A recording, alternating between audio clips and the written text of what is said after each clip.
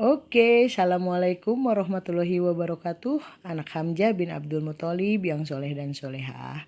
Bu Zahra lanjut ke pembelajaran 3 ya. Di sini kalian bisa lihat, di sini ada gambar nelayan yang baru selesai atau pulang melaut di pagi hari. Mereka membawa tangkapan ikan yang cukup banyak dan nanti ceritanya akan ada lanjutannya. Kemana itu ikan akan dibawa, apakah langsung ke pasar atau kan melalui apa dulu, itu nanti akan kita bahas. Yang jelas tentu tidak langsung ke pasar karena para nelayan ini lelah tentunya. Mereka akan membawa ikan-ikan ini ke tempat pelelangan ikan atau TPI ya. Apa itu TPI nanti dibahas di selanjutnya. Yang sekarang kalian perhatikan lagi bahwa Indonesia itu memang letaknya itu di 3/4 luasnya itu adalah lautan. Seperti kalian tahu, Indonesia adalah disebut sebagai negara maritim karena Indonesia memiliki luas laut dan luar biasa. Dengan kehidupan nelayannya, dengan kekuatan angkatan lautnya, Indonesia juga disebut sebagai negara maritim. Nah, kemudian kalian lihat di sini, nelayan itu datang di pagi hari. Kenapa? Karena mereka berangkat di malam hari. Kamu masih ingat tentang peristiwa konveksi? Nelayan itu pergi pada malam hari menggunakan angin darat dan atau angin laut ya, peristiwa angin darat dan angin laut, dan dia akan pulang pada pagi hari. Oke. Kemudian nelayan itu juga menggunakan peristiwa alam ini untuk memenuhi kebutuhan hidupnya. Jadi dia harus tahu kapan harus pergi berlayar, kapan dia harus pulang ya. Karena apa? Karena ini berhubungan dengan hasil tangkapan mereka dan tingkat keselamatan mereka. Oke. Kita lanjut lagi ya. Wah, videonya rusak. Wait. Nah, kalian lihat di halaman 92 itu Siti dan Udin ini mereka adalah keluarga yang memang penggemar ikan. Siapa di antara kalian yang suka banget sama ikan? Rasanya tuh unik banget ya ikan itu.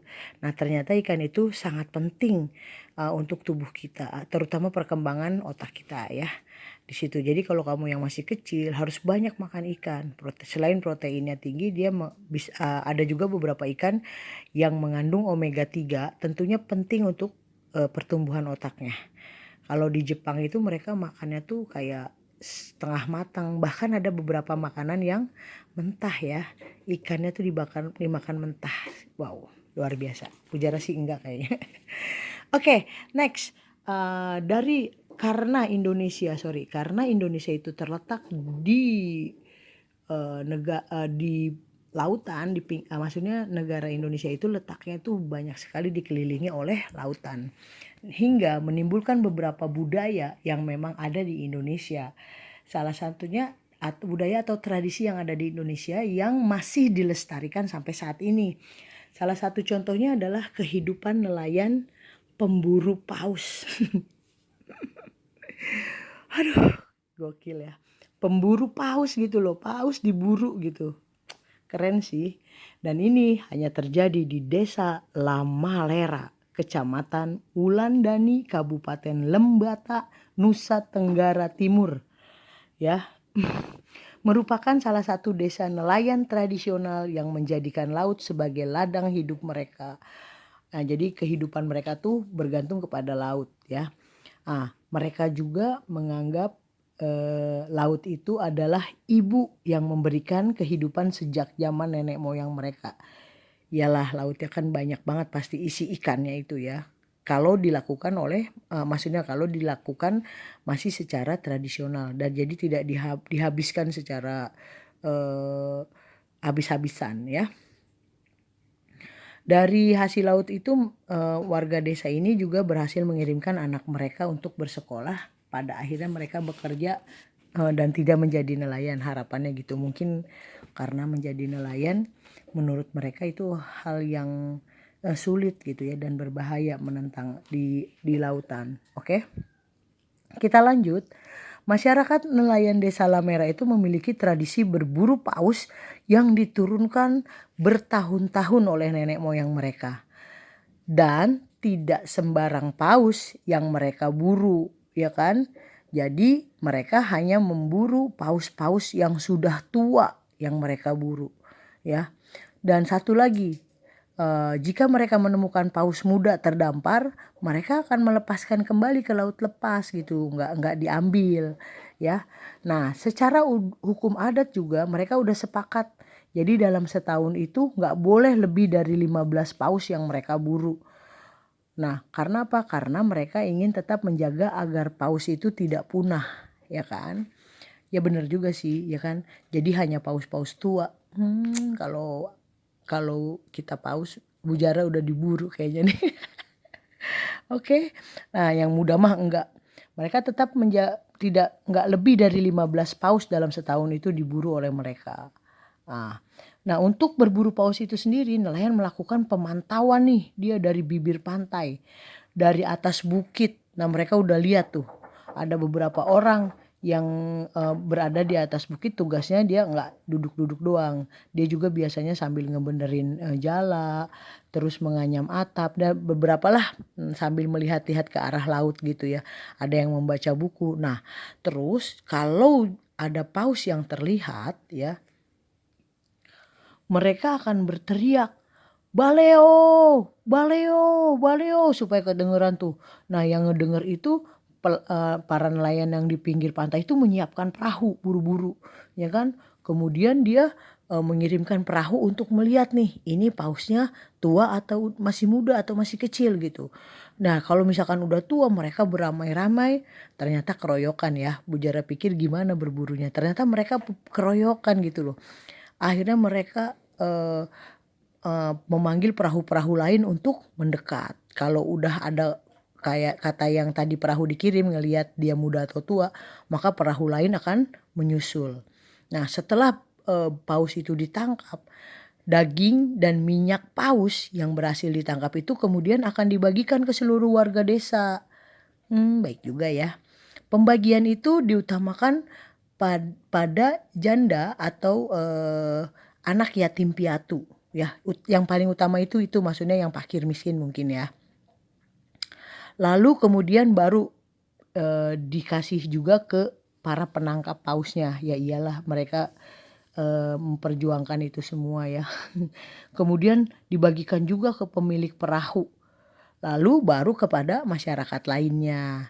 Daging paus itu juga kalau masakan yang suka banget ya bisa ditukar dengan jagung, umbi-umbian, buah-buahan, dan sayuran dari masyarakat yang pegunungan.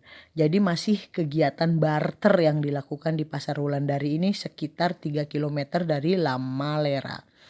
Barter itu apa sih? Barter itu kegiatan jual beli tetapi tidak menggunakan uang. Jadi tuker-tukeran barang gitu.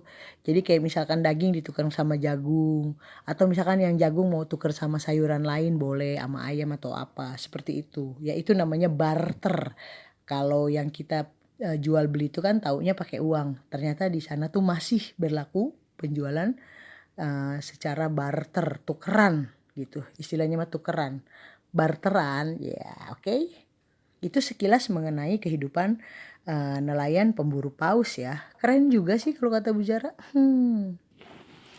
Next, selanjutnya kita ke halaman 96. Tradisi lainnya tentang kehidupan nelayan. Di sini ada festival Manee, tradisi nelayan di Pantai Malu. Apa itu ceritanya? Yuk kita simak baik-baik.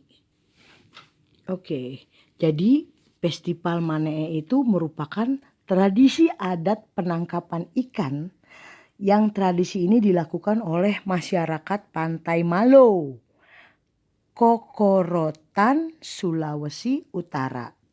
Ya, jadi kalau Sulawesi Utara. Oke, ritual ini biasanya disebut dengan ritual menangkap ikan yang menggunakan doa-doa dalam bahasa adat kuno. Jadi mereka berdoa tuh sama Allah ya, agar nelayan itu bisa mendapat tangkapan yang banyak dan mendapatkan perlindungan atau maksudnya terhindar dari bahaya. Ritual ini.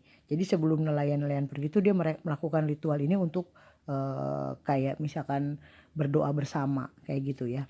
Jadi penangkapan ini dimulai dengan berkumpulnya para pemuka adat bersama perwakilan pemerintah setempat ya, tentunya karena ini kan berhubungan dengan masyarakat banyak ya. Mereka bermusyawarah untuk menentukan tanggal dan tempat untuk melakukan ritual Manee ya, di mana selanjutnya para pemuka adat ini memanjatkan doa dalam bahasa adat kuno, sementara masyarakat lainnya itu mengumpulkan tali dan janur. Janur itu daun kelapa yang masih muda tuh, kalau orang hajatan di pinggir jalannya tuh ada janur, nah itu janur. Jadi janur itu adalah daun kelapa yang masih muda untuk dibuat jaring. Wow, daun kelapa yang masih muda untuk dibuat jaring, cuman gitu doang. Oh gitu, yang dibuat sepanjang-panjangnya. Nah, jaring ini yang disebut dengan sami, ya. Jaring ini jadi yang dibuat untuk namanya sami. Hingga tiba waktu yang ditentukan untuk melaksanakan ritual manee, para pemuka adat ini kemudian dan pemerintah adat itu membawa sami ke pantai Malo. Sami itu tadi tuh jalanya itu loh, alat penangkap ikannya. Mereka beramai-ramai menarik sepanjang mungkin ke arah laut sehingga membentuk sebuah kolam. Jadi nanti ikannya itu kayaknya terperangkap nih kayaknya ya. Ketika ikan-ikan itu telah banyak, nah kan mereka terperangkap ke dalam sami, masyarakat pun mulai menangkapnya. Digiring dah tuh ikannya, ya kan? Nah, hasil tangkapan ikan ini akan disantap bersama-sama dalam pesta rakyat yang akan digelar saat itu. Jadi ini pestanya aja, nangkep ikan pakai sami itu untuk nangkep ikan yang buat, kalau kata kita mah buat sedekah atau selamatan lah ya. Digelar saat itu. Ada hal yang menarik. Jadi sepanjang ritual hingga pesta rakyat itu, masyarakat itu nggak boleh pakai baju berwarna merah. Itu pantangan. Ngapa ya? Ya hanya mereka yang tahu ya, tidak dijelaskan di sini. Jadi selama ritual ini, selama nangkap ikan sampai pestanya aja, mereka nggak boleh menggunakan baju berwarna merah. Pantangan itu berarti tidak boleh dilakukan, gitu ya maksudnya. Kemudian ritual ini ternyata masih dilaksanakan hingga saat ini. Mereka meyakini ritual ini sebagai ucapan syukur dan permohonan perlindungan dari Tuhan Yang Maha Esa. Selain itu, kegiatan ini juga mengandung nilai kebersamaan antara anggota masyarakat dan kepedulian untuk memelihara laut sebagai sumber kehidupan masyarakat itu sendiri. Nilai-nilai kerjasama, persatuan dan kesatuan pun sangat bisa dirasakan di sepanjang persiapan hingga dilaksanakannya ritual ini. Berbeda ya dengan para pemburu paus. Jadi mereka itu menangkapnya ikan kecil-kecil ini dengan menggunakan jala. Keren, luar biasa, nice ya. Baru tahu kan? Me too. Oke, sebelum Bujara lanjut ke kegiatan ikan lainnya, kita mampir dulu nih di halaman 100 ada kewajiban warga negara Indonesia. Setiap warga negara Indonesia memiliki hak dan kewajiban yang tidak terpisahkan. Ada hak, maka di sana ada kewajiban. Jadi kalau ada sesuatu yang harus kita terima, maka ada sesuatu yang harus kita kerjakan. Oke, seperti sudah kita bahas, hak itu adalah segala sesuatu yang akan kita terima, dan kewajiban itu sendiri adalah segala sesuatu yang harus kita kerjakan atau laksanakan. Nah, sebagai warga negara Indonesia, hak dan kewajiban warga negara itu diatur dalam Undang-Undang Dasar Negara Republik Indonesia tahun 1945. Apa aja sih yang termasuk ke dalam hak? Nah, yang termasuk ke dalam hak warga negara Indonesia dengan Undang-Undang Negara Republik Indonesia tahun 45 di antara lain adalah ini, halaman 101. Setiap warga negara memiliki kedudukan yang sama di mata hukum. Gak ada kaya, gak ada miskin, itu sesuai dengan pasal 27 ayat 11. Setiap warga negara berhak atas pekerjaan dan penghidupan yang layak, pasal 27 ayat 1. Ya kan? Setiap warga negara berhak dalam usaha pembelaan negara. Jadi mereka berhak kalau negaranya itu diusik oleh orang lain, kita berhak membelanya. Pasal 30 ayat 1. Setiap warga negara berhak berserikat dan berkumpul serta mengeluarkan pendapat. Jadi setiap warga negara berhak berserikat dan berkumpul atau membuat organisasi agar bisa mengeluarkan pendapatnya. Itu pasal 28. Setiap warga negara juga bebas untuk memilih dan memeluk menjalankan agama serta kepercayaan masing-masing. Ya, tentang agama juga pasal 29 ayat 2. Setiap warga negara berhak memperoleh pendidikan dan pengajaran. Nah, 31 ayat 1 itu pasalnya. Keren ya. Setiap warga negara berhak mempertahankan wilayah negara kesatuan Republik Indonesia dari serangan musuh. Itu pasal 30 ayat 1. Sama tuh ya. pembelaan negara sama nomor 3, nomor 7.